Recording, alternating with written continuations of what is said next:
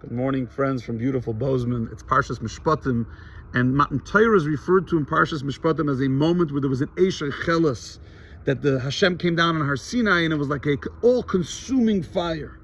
But last week in Yisro, when it actually spoke about the giving of the Torah, refers to it as an Eish, that there was a great revelation with the clouds and the smoke, and it was a fire, but it doesn't say consuming fire.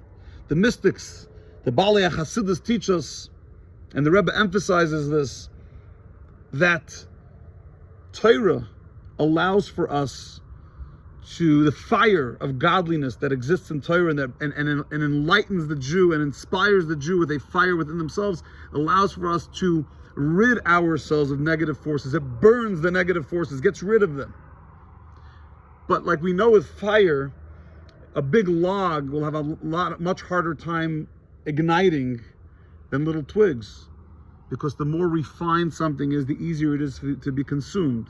You throw plastic into a fire, it's light, it's easy, and it gets burned quickly. You put a big log, it takes a long time.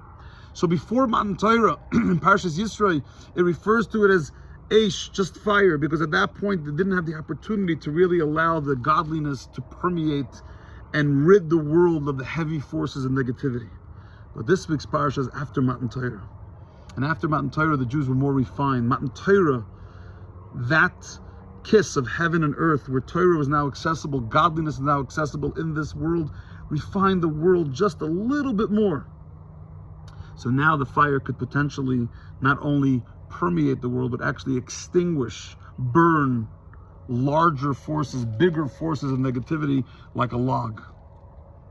So since Matan Torah, we've had the ability to transform this world, this physical world, into something more holy, more special, more refined. But it's also a reminder to us that if we want divinity to permeate our lives, if we want to see transformation, the work needs to start with us.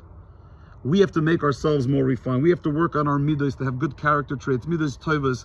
We have to be menschlich. We have to work the inner demons on our own.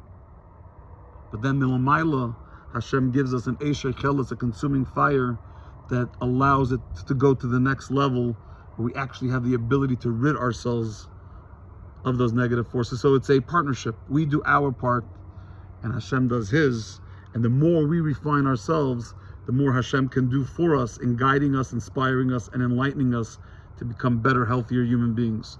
To rely just on Hashem ain't the Jewish way. But to do our work and then ask Hashem to hold our hand into the next stage of the process, that is very much a Jewish way. It started at Matan Torah and continues to this very moment. Have a wonderful, spectacular day.